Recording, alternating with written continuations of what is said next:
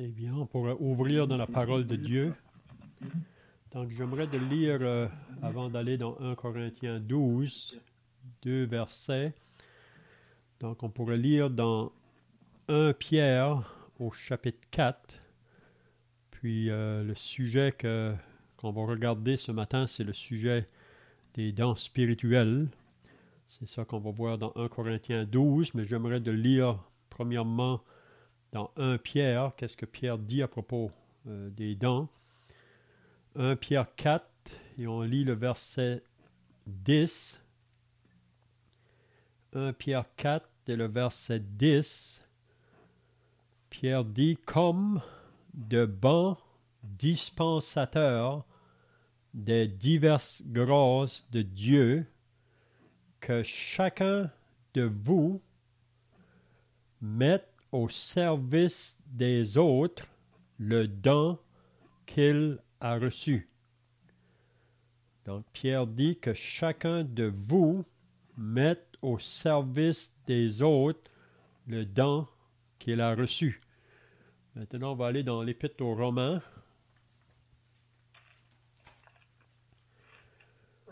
Au chapitre 12, l'Épître de Paul aux Romains au chapitre 12. Puis on peut lire à partir du verset 3. Romains 12 et le verset 3. Paul dit, « Par la grâce qui m'a été donnée, je dis à chacun de vous de n'avoir pas de lui-même une trop haute opinion, mais de revêtir des sentiments modestes, selon la mesure de foi que Dieu a départie à chacun.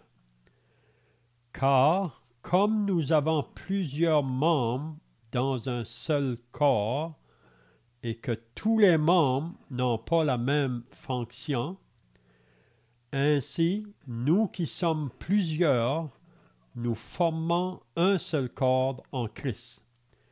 Et nous sommes tous membres les uns des autres. Puisque nous avons des dons différents, selon la grâce qui nous a été accordée, que celui qui a le don de prophétie l'exerce selon l'analogie de la foi, que celui qui est appelé au ministère s'attache à son ministère, que celui qui enseigne s'attache à son enseignement, et celui qui exhorte à l'exhortation, que celui qui donne le fasse avec libéralité, que celui qui préside le fasse avec zèle, que celui qui pratique la miséricorde le fasse avec joie. Maintenant, on va aller dans 1 Corinthiens 12. 1 Corinthiens 12, à partir du verset 1. 1 Corinthiens 12, à partir du verset 1. Pour ce qui concerne les dons spirituels, je ne veux pas, frères, que vous soyez dans l'ignorance. Vous savez que lorsque vous étiez païens, vous vous laissiez entraîner vers les idoles muettes, selon que vous étiez conduits. C'est pourquoi je vous déclare que nul, s'il parle par l'Esprit de Dieu, ne dit Jésus est anathème ou Jésus est maudit, et que nul ne peut dire Jésus est le Seigneur si ce n'est par le Saint-Esprit. Il y a diversité de dons, mais le même Esprit. Diversité de ministères, mais le même Seigneur. Diversité d'opérations, mais le même Dieu qui opère tout en tous. Or, à chacun la manifestation de l'Esprit est donnée pour l'utilité commune. En effet, à l'un est donné par l'Esprit une parole de sagesse, à un autre une parole de connaissance, selon le même Esprit, à un autre la foi par le même Esprit, à un autre le don des guérisons par le même Esprit, à un autre le don d'opérer des miracles, à un autre la prophétie, à un autre le discernement des esprits, à un autre la diversité des langues, à un autre l'interprétation des langues. Un seul et même esprit opère toutes ces choses, les distribuant à chacun en particulier comme il veut. Car, comme le corps est un et a plusieurs membres, et comme tous les membres du corps, malgré leur nombre, ne forment qu'un seul corps, ainsi en est-il de Christ. Nous avons tous en effet été baptisés dans un seul esprit, pour former un seul corps, soit juif, soit grec, soit esclave, soit libre, et nous avons tous été abreuvés d'un seul esprit. Ainsi, le corps n'est pas un seul membre, mais il est formé de plusieurs membres. Si le pied disait « parce que je ne suis pas une main, je ne suis pas du corps », ne serait-il pas du corps pour cela? Et si l'oreille disait « parce que je ne suis pas un œil, je ne suis pas du corps », ne serait-elle pas du corps pour cela? Si tout le corps était œil, où serait l'ouïe? S'il était tout ouïe, où serait l'odorat? Maintenant, Dieu a placé chacun des membres dans le corps comme il a voulu. Si tous étaient un seul membre, où serait le corps? Maintenant donc, il y a plusieurs membres et un seul corps. L'œil ne peut pas dire à la main « je n'ai pas besoin de toi », ni la tête dire aux pieds « je n'ai pas besoin de toi ».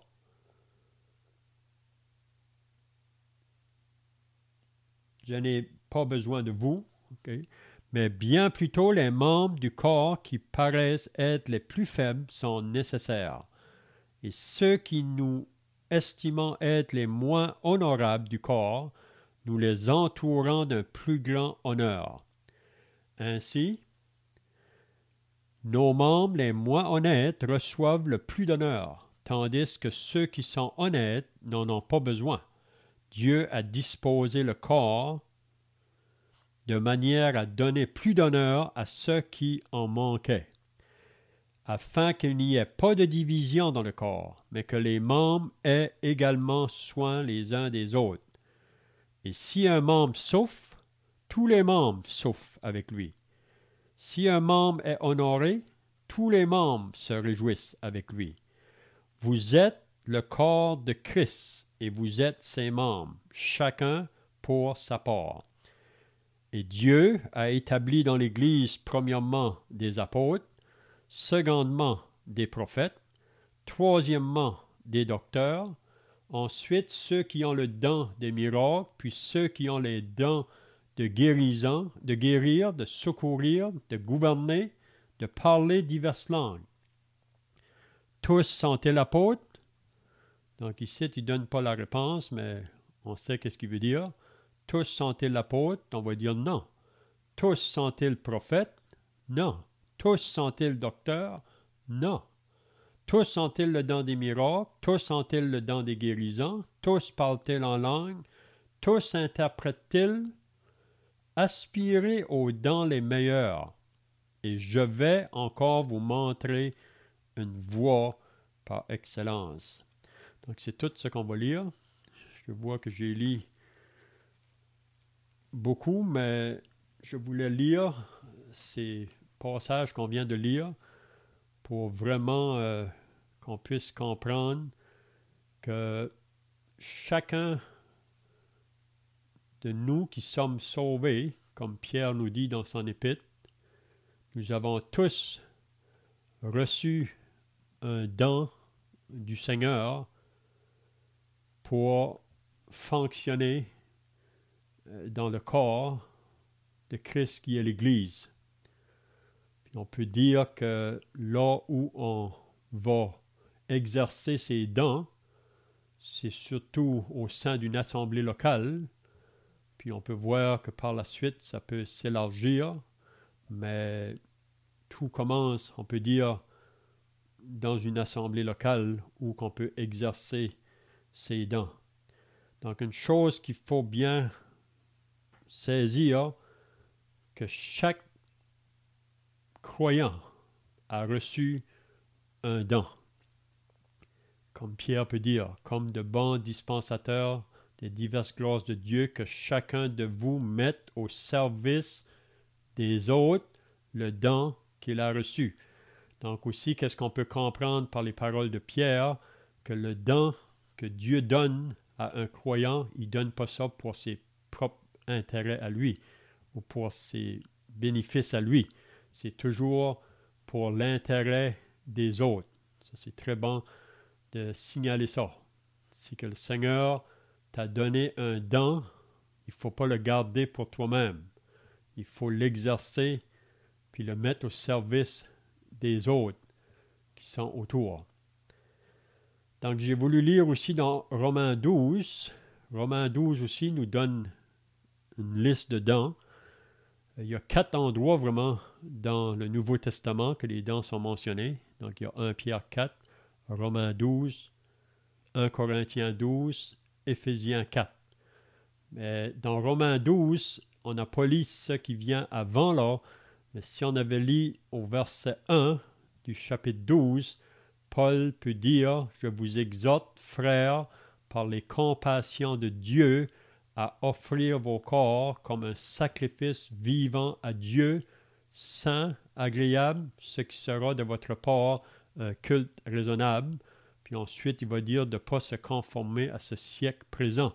Puis c'est par la suite qu'il parle à propos des dons. Mais aussi, c'est bien de signaler qu'il dit par la grâce de Dieu. Par la grâce de Dieu, il nous dit premièrement qu'on ne devrait pas avoir une trop haute opinion de nous-mêmes, mais on devrait vraiment savoir là où le Seigneur m'appelle, puis que chacun vraiment puisse le savoir, parce qu'on est comme, il donne la comparaison là, dans 1 Corinthiens 12, c'est comparé à un corps avec plusieurs membres. Donc dans un corps, il y a plusieurs membres, chaque membre a sa fonction. Puis si un membre souffre, les autres vont souffrir avec lui. Si un membre est honoré, les autres seront honorés avec lui. Donc, on a vu dans Romains, donc, une liste de dons. Donc, si on lit les 4 différents endroits où qui parlent des dons dans le Nouveau Testament, peut-être qu'on peut placer une vingtaine de dons, ou même un peu plus, qui est mentionné. Donc, maintenant, on va y aller à 1 Corinthiens 12, parce que c'est vraiment le chapitre que j'aimerais de regarder ce matin. On va pas tout voir le chapitre, on va débuter. Parce que on est rendu là dans notre lettre aux Corinthiens, là, qu'on a commencé il y a déjà plusieurs semaines avec l'enseignement de cette lettre. Puis on avait vu qu'à Corinthe, si vous lisez le premier chapitre au début, ça dit que dans l'assemblée à Corinthe, il y avait tous les dons nécessaires pour fonctionner comme une assemblée locale. Il ne manquait aucun don. Aucun don. Donc c'est beau ça. Donc, le Seigneur donne des dons à tous pour le bon fonctionnement d'une assemblée locale. C'est comme un corps avec plusieurs membres. Si tous les membres font leur fonction comme qu'ils doivent faire, le corps est en pleine capacité, si on peut dire. Mais le problème avec les Corinthiens, vous savez, comme on l'a dit déjà dans les semaines passées, c'était la chair. La chair. Donc, vous savez, même comme chrétiens, le don que Dieu nous a donné, c'est possible que si nous sommes charnels, si la chair domine dans nos vies, qu'on peut utiliser ces dons-là d'une manière charnelle. Mais vraiment, ce que Dieu veut, que les dons qu'on possède, il veut qu'on les utilise là, quand on est par l'esprit, si on veut dire, qu'on marche dans une manière spirituelle. Donc, il manquait aucun don dans l'Assemblée à Corinthe. Les chrétiens là avaient eu beaucoup aussi de connaissances. Paul avait été là pendant 1 an et demi, donc il les a enseigné beaucoup de vérités en ce qui concerne la volonté de Dieu pour eux.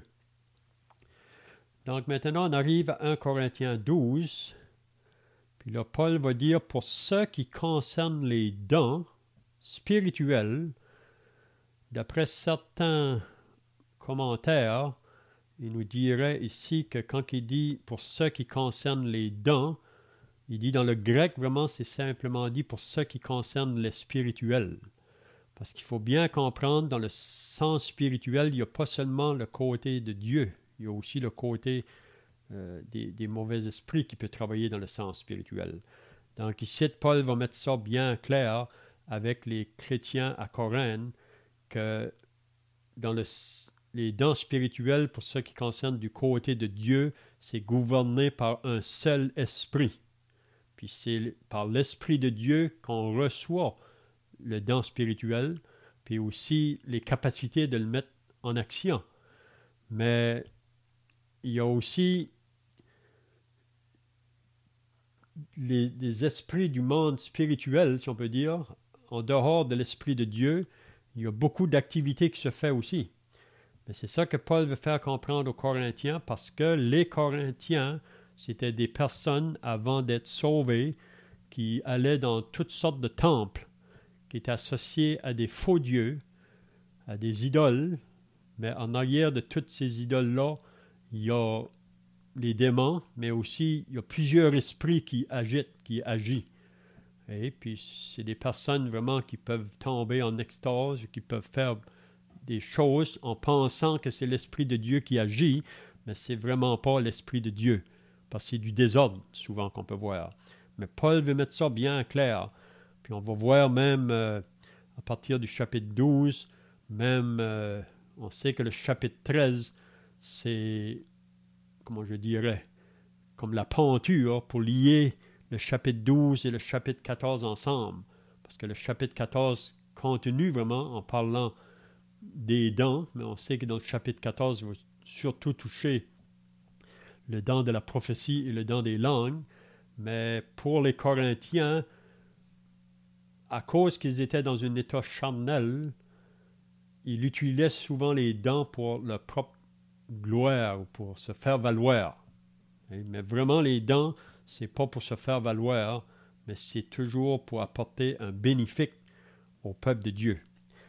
Donc, 1 Corinthiens 12, pour ce qui concerne les dons spirituels, ou les spirituels, il dit « Je ne veux pas, frères, que vous soyez dans l'ignorance. » Parce que Paul veut le faire comprendre qu'est-ce qu'est vraiment les dons spirituels qui sont associés à l'Esprit de Dieu.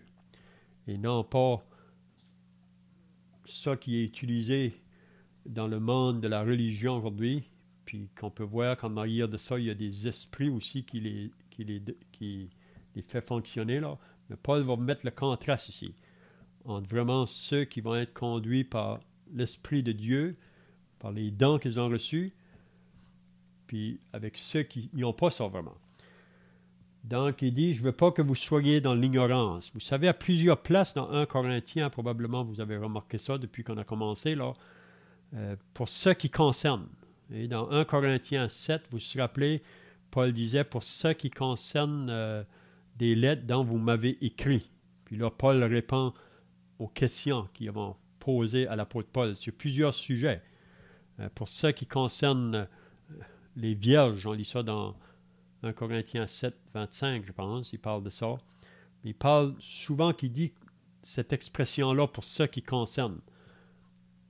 Mais ici, pour ce qui concerne les dons spirituels, je ne veux pas, frères, que vous soyez dans l'ignorance. Donc, il veut qu'ils sachent qu'est-ce que ça comprend vraiment ces dons spirituels. Puis là, il va leur rappeler ce qu'ils étaient autrefois. Vous savez que lorsque vous étiez païens, Donc, c'est quand vous étiez inconvertis, quand vous n'étiez pas sauvés, il dit, vous vous laissiez entraîner vers les idoles muettes, parce que ces personnes-là à Corinthe, avant leur conversion, ils se trouvaient dans des temples d'idoles, dans différentes places, puisqu'il y a des faux dieux. Et ils se laissaient entraîner dans ces endroits-là, selon que vous étiez conduits. Dans ce qui est associé avec la fausseté, c'est toujours au pluriel. Mais quand c'est associé avec Dieu, c'est toujours au singulier, si on peut dire. Il y a seulement un seul esprit avec Dieu. Mais dans le monde religieux, il peut y avoir plusieurs esprits qui agissent. Mais ce n'est pas l'esprit de Dieu. Donc, vous vous laissiez entraîner vers les idoles muettes, selon que vous étiez conduits. Vous alliez dans différentes places auparavant. Puis même à Corinthe, on avait vu dans les semaines passées que encore les chrétiens, après que Paul écrit cette lettre, là, ils avaient entendu parler qu'ils allaient encore dans ces places-là. Des places, mais il avait fait comprendre qu'on ne peut pas s'asseoir à la table du Seigneur et à la table des démons. On ne peut pas aller dans ces endroits-là. Il faut qu'il y ait une marque de séparation avec le chrétien puis avec le monde inconverti. Le verset 3, c'est pourquoi je vous déclare que nul s'il parle par l'Esprit de Dieu. Donc ici, Paul veut faire bien comprendre que si quelqu'un parle par l'Esprit de Dieu, c'est vraiment un vrai croyant qui se lève puis qui donne une parole par l'Esprit de Dieu. Mais il dit que nul, s'il parle par l'Esprit de Dieu, ne dit Jésus est anathème. Donc, qu'est-ce que Paul veut dire ici? Quelqu'un qui se lève, prétendant se lever par l'Esprit de Dieu, mais il dit Jésus est anathème. Ça, ce n'est pas l'Esprit de Dieu qui va parler de cette manière-là. Puis probablement, dans les temples d'idoles, ils pouvaient entendre des paroles de cette manière-là. Puis même, c'est possible que dans l'assemblée, si quelqu'un s'est infiltré là, sans être réellement né de nouveau, sans être né de Dieu, puis parce que Corinthe était dans une condition charnelle, probablement qu'il y a beaucoup qui sont infiltrés dans l'assemblée qui n'étaient pas sauvés, puis quelqu'un pouvait se lever, puis parler, mais dire que Jésus est anathème, ça, c'est pas l'Esprit de Dieu qui va diriger une personne de dire ça. Hein? L'Esprit de Dieu va nous faire élever la personne du Seigneur Jésus-Christ. Et il va nous faire dire des choses de bien du Seigneur Jésus-Christ. Donc ici, Paul est clair. C'est pourquoi je vous déclare que nul, s'il parle par l'Esprit, ne dit Jésus est anathème. Ça ne vient pas de Dieu, ça. Dans le monde aujourd'hui, vous savez, dans toutes les places religieuses, des gens peuvent se lever puis parler d'une manière comme ça. Et que nul ne peut dire Jésus est le Seigneur si ce n'est par le Saint-Esprit. Donc, il n'y a personne, s'il n'est pas vraiment né de nouveau, qui peut dire Jésus est le Seigneur. Donc, c'est vrai que dans le monde aujourd'hui, on lit ça dans Matthieu chapitre 7, Jésus dit, ceux qui me disent Seigneur, Seigneur, donc il y a des gens aujourd'hui qui vont prononcer le nom du Seigneur, mais Jésus dit, ceux qui me disent Seigneur, Seigneur n'entreront pas tous dans le royaume de Dieu, mais celui-là seul qui fait la volonté de mon Père qui est dans les cieux. Même Jésus dit, plusieurs en ce jour-là, au jour du jugement, diront, Seigneur, on n'a-t-il pas prophétisé en ton nom? On n'a-t-il pas chassé des démons en ton nom, fait des miracles en ton nom? Jésus leur dira, je ne vous ai jamais connu. Retirez-vous de moi, vous qui commettez l'iniquité. Donc, des gens qui disent de faire des choses au nom du Seigneur, mais ils n'appartiennent pas au Seigneur. Jésus va dire un jour, je ne vous ai jamais connu. Donc, ici, quand il dit que nul ne peut dire Jésus est le Seigneur si ce n'est par le Saint-Esprit. Donc, c'est seulement ceux qui sont réellement nés de Dieu qui peuvent appeler Jésus leur Seigneur, leur Maître. Okay? Le moment qu'on est sauvé, on reçoit Jésus comme Sauveur, oui, mais comme Seigneur. Ça veut dire que c'est lui maintenant qui est le Maître de ma vie. C'est lui qui devrait contrôler ma vie de jour en jour par la puissance de l'Esprit Saint. Okay? Donc, probablement, vous pourrez regarder ça vous-même. Il y a beaucoup d'autres pensées, peut-être qu'il y a 10 là. Maintenant, on va aller au verset 4. Là, Paul va dire aux Corinthiens, il y a diversité de dons. Ou on pourrait dire, il y a une multitude de dons, mais le même esprit. Donc, comme j'ai dit tout à l'heure, les dons qui sont donnés de Dieu, c'est dirigé par un seul esprit. Pas plusieurs esprits, un seul esprit. Il y a diversité de dons, mais le même esprit. Donc, il y a seulement un esprit qui va faire agir ces dons-là, ces capacités-là spirituelles pour le bien-être du peuple de Dieu. Ensuite, il va dire il y a diversité de ministères, mais le même Seigneur. Donc, le mot ministère ici, ça voudrait dire service. Donc, il y a une multitude ou différents services, mais le même Seigneur. Seul Seigneur qui dirige chacun dans le service que Dieu l'a appelé. Vous savez, chacun de nous, on est appelé à servir le Seigneur dans différents aspects, mais il y a juste un seul Seigneur qui conduit dans ses services. Donc ici, c'est bien de remarquer la Trinité à l'œuvre. Donc, diversité de dons, mais le même esprit. Diversité de ministères, mais le même Seigneur. Diversité d'opérations, mais le même Dieu. Donc, l'Esprit, le Seigneur, Dieu, qui opère tout en tout. Donc, il y a aussi différentes manières d'opérer avec les dons que Dieu nous a donnés. Mais Dieu, c'est lui qui opère tout. Dieu qui, comment je dirais, qui est au-dessus de tout, lui qui connaît les besoins pour son peuple, donc il va être capable d'opérer comme que lui veut, avec qui qu'il veut utiliser pour que sa parole puisse être un bénéfice ou un bienfait pour le peuple de Dieu. Parce que Dieu vraiment, par le Saint-Esprit, connaît le besoin de chaque assemblée, là où des frères et des sœurs se réunissent. Dieu connaît exactement le besoin du moment. Donc, quand une assemblée va se lever, va se réunir, par le Saint-Esprit, Dieu va diriger pour le besoin du temps présent. Maintenant, le verset 7, qu'est-ce qu'il nous dit? Je vois que le temps arrive terminé là.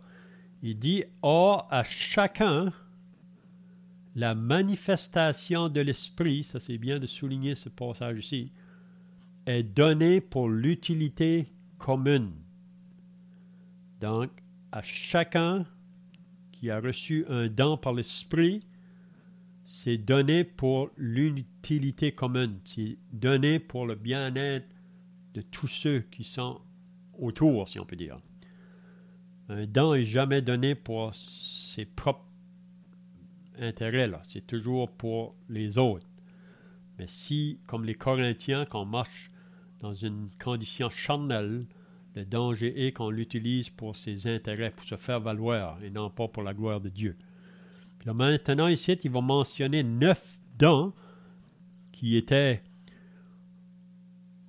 en opération, si on peut dire, là, dans l'assemblée à Corinthe, puis dans les autres assemblées qui se trouvaient dans ce temps-là. Parce que vous savez ici que la parole de Dieu n'était pas encore complétée. Mais si on lit dans 1 Corinthiens 13, il mentionne qu'il y a certaines choses qui vont arrêter quand que la parole de Dieu sera complétée. On voit ça dans 1 Corinthiens 13 et le verset 9 et 10. Bon, on ne regarde pas ça aujourd'hui. Donc, on mentionne ici 9 dons qui est en opération, si on peut dire, quand Paul écrivait la lettre aux Corinthiens. Donc, on n'a pas le temps de regarder ça aujourd'hui, là, mais je vais juste les lire. Puis, ce serait bien même que les chrétiens puissent, les frères et sœurs puissent regarder ces différents dons-là qui est mentionné, puis chercher à comprendre le sens de ces dons. Donc, il mentionne au verset 8, « En effet, l'un est donné par l'Esprit une parole de sagesse. » Donc, on peut dire que dans l'Assemblée, l'Esprit de Dieu peut utiliser un frère par le don qu'il a, le don de la sagesse.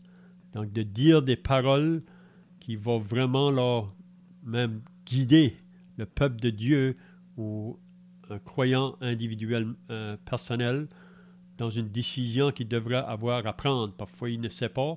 Mais un frère se lève parfois, il donne une parole de sagesse, puis ça aide les autres vraiment même à agir dans leur vie chrétienne de chaque jour, là. Ensuite, une parole de connaissance. Donc, quelqu'un a reçu le don pour donner une parole de connaissance. C'est pour nous approfondir davantage dans la pensée de Dieu et les voies de Dieu, selon le même esprit. Un autre, la foi. Donc, ça ici, la foi qui parle ici, c'est pas vraiment la foi qu'on a eu au salut, si on peut dire, là, qu'on est sauvé par la foi. C'est pas vraiment ce point-là ici. C'est plutôt, je crois, dans la vie du croyant. Par la suite, il y a des frères ou des sœurs qui ont ce don de foi-là, qui vont le mettre plus, comment je dirais, plus large, si on peut dire. On a des exemples de personnes que vraiment leur vie était caractérisée par une marche de foi. Puis vous savez que la marche de foi, c'est pas par la vue. Okay? Donc ça, on peut développer ça aussi. Par le même esprit, un autre, c'est le don des guérisons. C'est que dans le temps de l'apôtre Paul, c'était beaucoup manifesté. Par le même esprit, à un autre, le don d'opérer des miracles. À un autre, le don la prophétie. À un autre, le discernement des esprits. À un autre, la diversité des langues. À un autre, l'interprétation des langues. Donc, on touchera ça dans 1 Corinthiens 14 concernant les langues. On sait aujourd'hui que ce n'est pas utilisé comme on voit ici, vraiment, dans le Nouveau Testament. Ici, c'était vraiment réel, là, au début de l'Église. Puis ensuite, il va dire, « Un seul et même esprit opère toutes ces choses, les distribuant à chacun en particulier comme il veut. » Donc, il y a seulement un esprit, ça c'est bien de souligner ça, qui va opérer concernant les dons qui vont se manifester parmi le peuple de Dieu. Donc, je vais arrêter, je vois que le temps est passé. Donc, vous pouvez regarder ces passages-là qu'on a lus par vous-même, puis méditer sur ces passages-là. Ça nous aide beaucoup à savoir où le Seigneur veut que je sois, même avec le don qu'il m'a donné, pour pouvoir l'utiliser pour le bien-être des autres qui m'entourent. Donc, un frère peut terminer par la prière.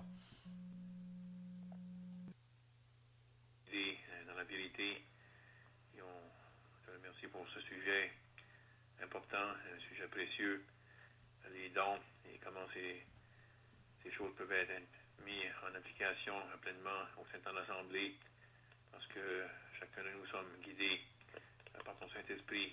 Et on te prie donc que chacun de nous pourrait mettre comme qu'on a été exhorté au service des autres, le don que nous avons reçu. Maintenant, je veux aussi te prier pour l'Évangile qui va être annoncé ce soir en divers lieux. Je prie que tu puisses bénir la prédication au nom du Seigneur Jésus-Christ. Amen. Amen.